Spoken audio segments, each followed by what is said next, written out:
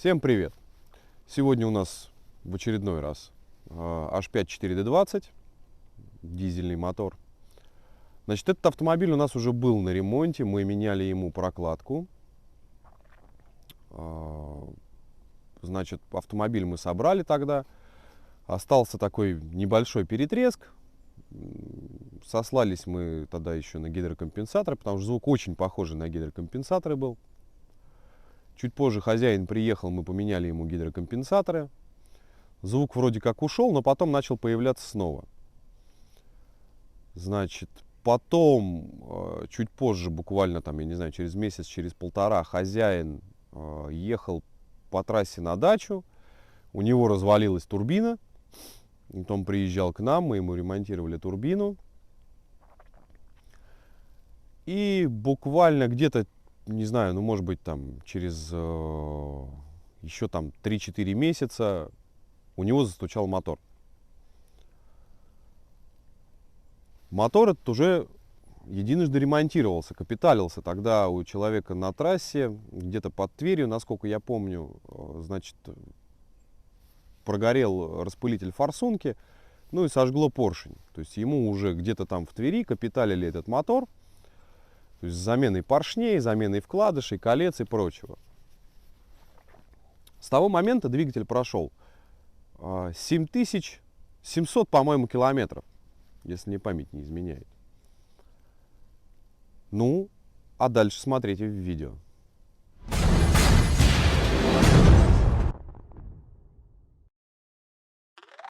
Итак, что ж, приступаем к этому автомобилю. Долго он у нас стоял, ждал запчастей.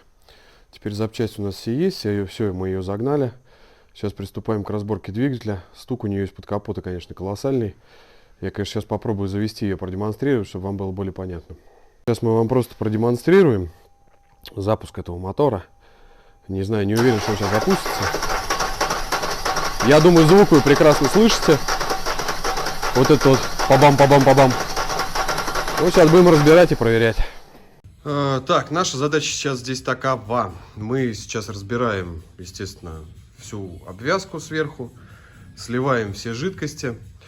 Перво-наперво, естественно, снимаем сейчас головку. Мы сначала думали, может быть, снять с нее капот, выдернуть так мотор. Нет, мы подумали, что так быстрее будет, наверное. Мы сейчас все это разбираем. И все это в кучу, в общем-то, будет разбираться по ходу движения. По ходу движения, естественно, все покажу. Так, что хочется сказать в целом, да?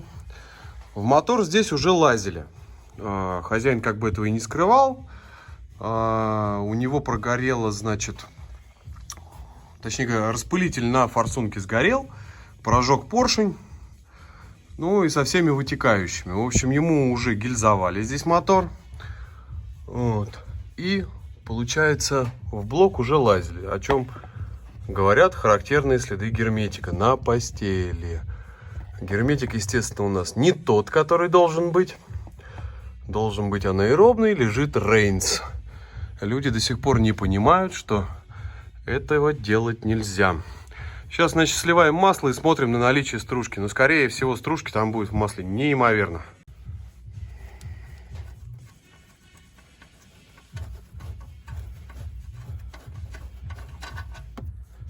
Да, вот оно, масло у нас.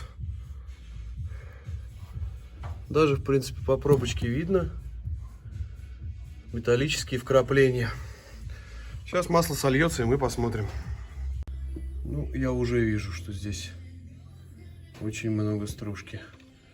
И масло после замены, после того, как отремонтировали турбину, прошло всего до ничего. Вот они вкладыши, рассыпавшиеся. Ну, значит, мы сейчас будем разбирать мотор. Там более детальная пробочка. Как вы можете видеть, стружки на ней много.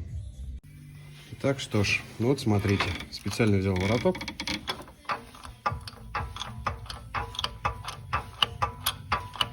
То есть либо это обломило коленвал, либо это уже вкладышей просто нету. Сейчас узнаем. Так, ну что же мы тут видим? Выкрутили свечи. Первая в масле, третья в масле, четвертая вообще раскрошилась. Я так понимаю, что проблемы тут такие приличные. Сняли постель, распредвал и увидели вот такую штуку. рокер уже разваливается. С этой стороны то же самое. И самое интересное, это вот здесь. То есть он уже даже натер. То есть, скорее всего, в первом цилиндре что-то работает не так. Потому что это явно грохот не от него. Итак, по гидрокомпенсаторам. Вот мы их сейчас вытащили еле-еле. Они у нас мертвые. Хотя мы их меняли хозяину. Вот этот еще худо-бедно куда не шло. Этот уже тоже мертвый. Один вот у нас, сейчас покажу. Где он тут? Вот он, кусочек. И вот от него второй кусочек. Вообще разобрался, когда вытаскивали. Здесь, по всей видимости, проблемы с давлением масла были. Теперь по распредвалам. Распредвалы сожрало. Скорее всего, стружкой просто. А также, видимо, недостаточным давлением масла. То же самое мы наблюдаем на постели распредвалов. Только там еще хуже. Итак, сняли головку. Что мы видим? Вот у нас первый цилиндр стоит. Собственно, на самом поршне уже видны следы от того, что он дубасил по клапанам. Тут у нас... Что дальше у нас идет? По хону вроде претензий нету. Сейчас мы прокрутим и проверим остальные.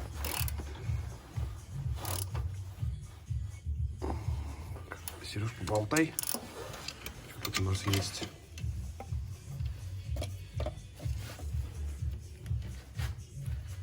Ну, здесь вроде... А что у нас по перекладке? Попробуй, поболтай. Ну, тоже не сказать, что все очень хорошо. Так, а что у нас в самом цилиндре? Тут я что-то...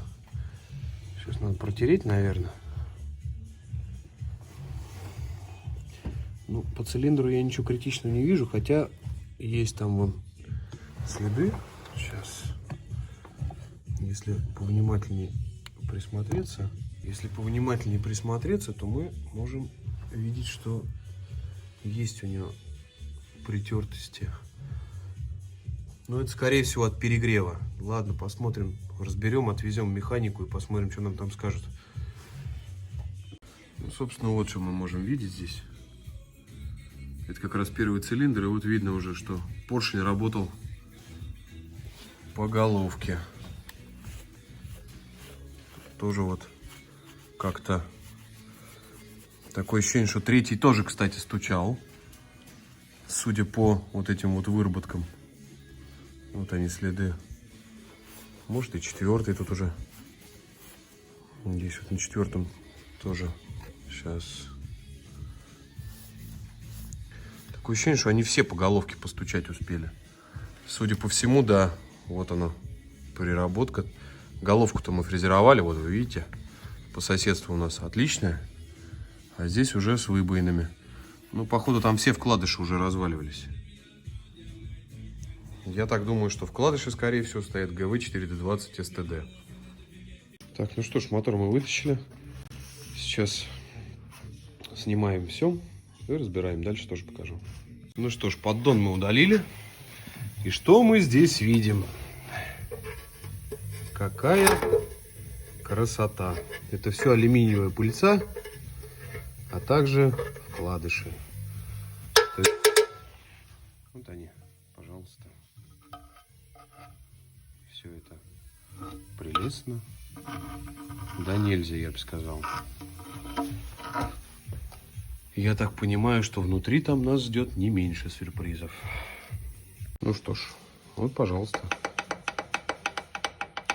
Я боюсь, что коленвал в мусор. Завтра мы это, естественно, в механику отвезем, проверим. Шатун-то однозначно, скорее всего, в мусор уйдет. Сейчас открутим, посмотрим. Ну что ж, вот у нас маслонасос. Маслонасос сожрал сам себя. Такое ставить нельзя. Это идет в металлолом. Час Х.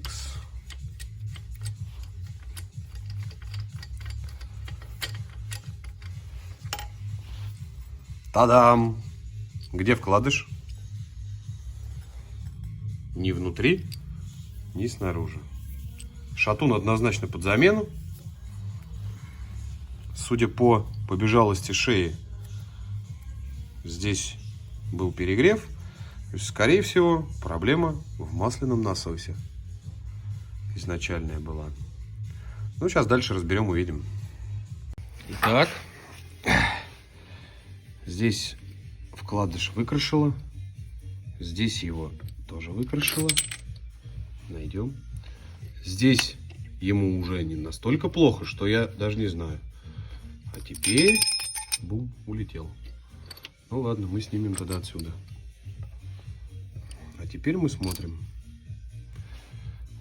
Как я и говорил, наши всеми любимые и обожаемые ГВ4-D20 STD. Продолжайте, ребята, ставить это говнище. Ну, а у нас будет тогда работа по шеям. Ну, здесь вроде еще ничего. Здесь, да, прокручивала вкладыш. Ну, что я могу сказать? Давайте посмотрим здесь. Здесь, по-моему, тоже крутила. Нет. Хотя нет, тоже крутила. Вот они, крученые все вкладыши-то. Ну, продолжайте ставить. Колено, я так понимаю, скорее всего, идет у нас в лом. Потому что 4-я шея. О, тут прям тоже все хорошо. Я боюсь, что такие вещи полировкой не убираются. Посмотрим, получится у нас выйти в 0,25. Если получится, то это будет первый на нашей практике мотор, который будет собран на 0,25 вкладышах. Что ж, вот коренные. Пожалуйста. Хана. Хана. А вот это мне особенно понравился. Он даже не держится здесь. Видите? Вот так вот. Плым-плым. Если эти как бы еще сидят здесь, хоть как-то сидят. Вот этот даже не сидит здесь, он не держится просто. Он уже яйцом. То есть, что говорит о том, что, скорее всего, и полукольца здесь стоят уже. Либо старые ему поставили, когда перебирали. Не знаю. Уже не определишь. Ну и шеи тоже все помученные. Пожратые алюминием. Ну, завтра узнаем. Ну что ж. Это у нас получается нагруженный вкладыш. Та-дам. Та-дам. Та-дам. Смотрим здесь. Та-дам. Та-дам. Та-дам. Но это еще не нагруженный вкладыш. Ничего страшного. По большому счету. Ну как ничего страшного, конечно. Ну, в общем-то, по сравнению вот с этими, это почти новый вкладыш.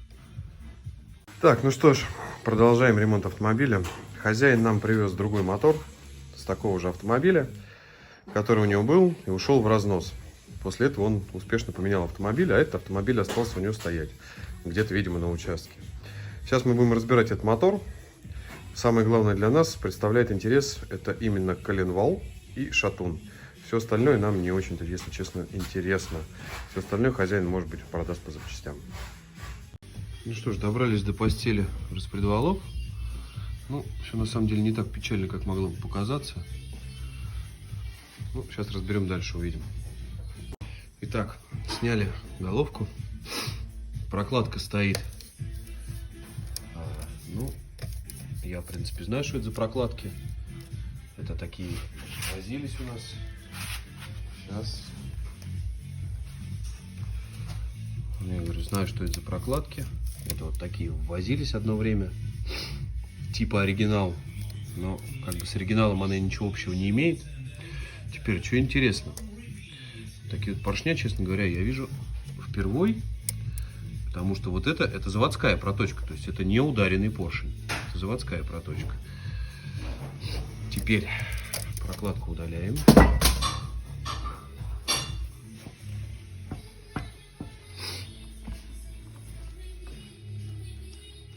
Перекладка, кстати, не сказать, что большая. Вот самое интересное будет у нас на 4-м цилиндре.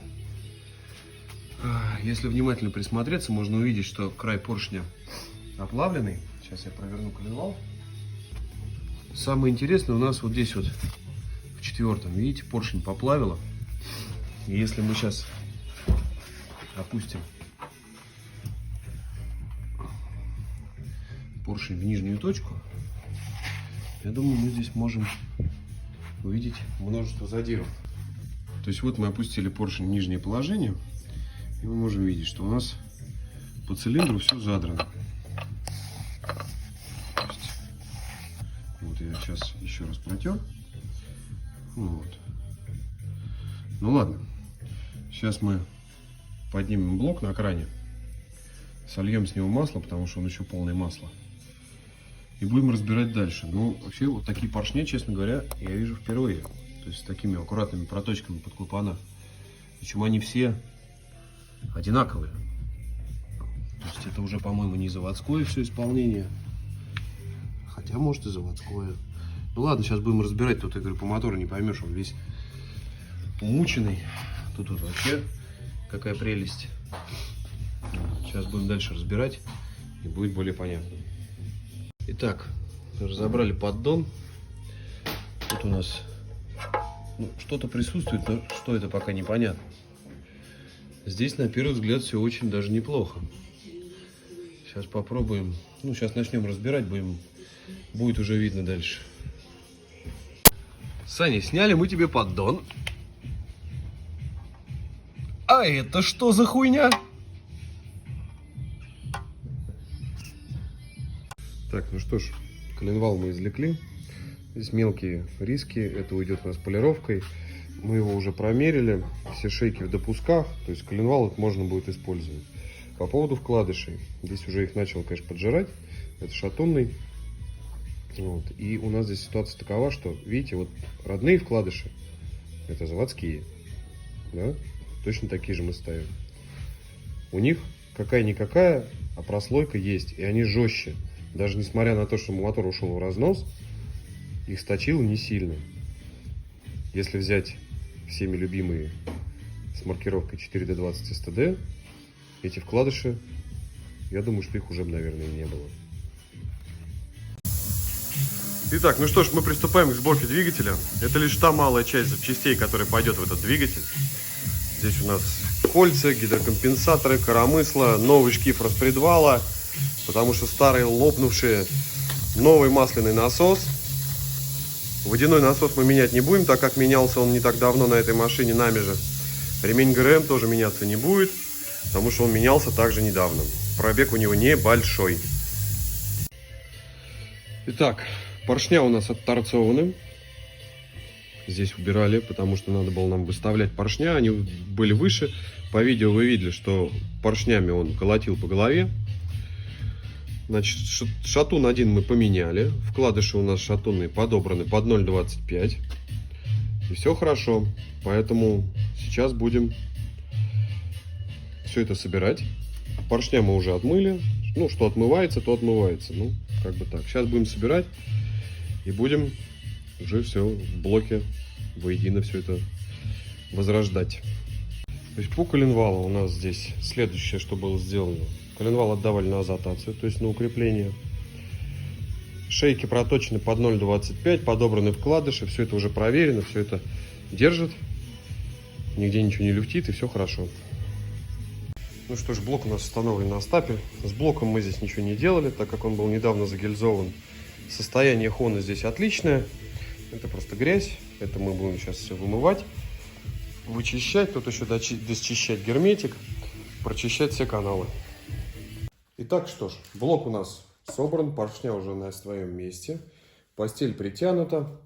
Наша задача сейчас повесить на него маслонасос, помпу, поддоны, собрать обвязку, генератор здесь, все остальное. Все это сейчас будет собираться и устанавливаться в моторный отсек. Сейчас просто продемонстрирую, как это все вращается. Вращается без каких-либо закусываний. Все вращается изумительно. Мотор собирали на монтажную смазку фирмы Permatex. Вот такой вот. Она погуще масла, получше. Но это мы для себя используем. В принципе, можно было просто помазать маслом и собрать. Ну что ж, мотор у нас полностью подготовлен к обратной установке. Сейчас мы будем его внедрять назад. Ну что ж, мотор у нас занял свое исконное положение. Сейчас собираем головку, и все это будет запускаться. Ну что ж, двигатель благополучно запущен. Все работает. Осталось нам косметику навести. Ну и в финалочке я все расскажу. Итак, в общем-то, в видео вы все видели. Я про эти вкладыши уже неоднократно говорил, про вот эти вкладыши, которые 4D20 STD, 4D20 025, 4D20 05. Это вот вкладыши от фирмы Turbo Engineering, вкладыши от фирмы All for Motors. В общем, на самом деле все это из одного ведра китайского кладется. То есть это какой-то дядюшка Ляо там сидит в подвале, точит эти вкладыши. Там же он точит кольца, помпы и всю остальную фигню. Это вот низкосортные запчасти, которые, да, они очень дешевые. Очень многие там говорят, что да я лучше пойду, вот на этих вкладышах соберу, стопудово, говорит, мотор будет ездить, все будет хорошо. 7 тысяч, ребята. 7 тысяч километров. Вы понимаете, как бы, вы готовы выкладывать там 150 плюс рублей за то, чтобы через 7 тысяч вложить еще 150 плюс рублей? Я думаю, нет. Ну, если вы, конечно, где-нибудь там не хозяин нефтяной вышки там или еще что-то, может быть, вы и будете вкладывать такие деньги. Но я считаю, что это просто неправильно. В итоге, я говорю, благодаря Константину из города Великий Новгород, он также занимается ремонтами ховеров, мы подобрали, точнее говоря, с его помощью подобрали ремонтные вкладыши. У них там, они сейчас собирали мотор, этот мотор ездит, проблем никаких не знает, то есть все хорошо. До сих пор этот автомобиль ездит, насколько я знаю, то есть проблем нет никаких. Мы на свой страх и риск, естественно, взяли эту информацию и решили ее использовать. Поставили вот эти ремонтные вкладыши. Хозяин приволок второй мотор, который у него был после разноса. Там коленчатый вал был в более-менее нормальном состоянии, то есть мы его смогли проточить под 0,25, поставить эти вкладыши, собрать этот мотор. Мотор завелся, ездит, все хорошо. С хозяином я недавно созванивался. Говорит, все хорошо, масло не кушает, мотор работает ровно, заводится, все замечательно. На что как бы мы очень рады. То есть теперь у нас есть информация о том, что эти двигатели могут, ну, то есть мы можем продлить, грубо говоря, жизнь этому двигателю. То есть да, можно загильзовать блок, можно, значит, проточить коленчатый вал и продолжать ездить. То есть я так думаю, что еще 1000 на 150 этого мотора более чем хватит. К вопросу о том, что о целесообразности этого ремонта, ну, контракт, не контракт, тут это я не советчик, сразу говорю. Моя позиция, я лучше откапиталю мотор. То есть даже для себя я бы вот взял и откапиталил бы мотор, чем пойти купить контракт. Да, контракт это как бы вроде дешевле, но никто не знает, что там в мешке. В последнее время очень много проблем по контрактным моторам. То есть приходит, допустим, с пробитыми прокладками, народ начинает возвращать их обратно в компанию. Компания берет там из 2-3 таких же возвращенных моторов, собирает один. Ну, в общем, не самое лучшее это. Уже замечено такое. И очень много моторов, в которые лазили. Поэтому я, ну, свою позицию я озвучил. Как поступить, решать, конечно, только вам. Есть люди, которые по 2-3 мотора уже меняли за год. Можно было откапиталить один свой. Ну а на этом, наверное, все. Подписываемся на канал, пишем комментарии, ставим лайки. Всегда всем отвечу, всем буду рад. Всем всего хорошего, пока-пока.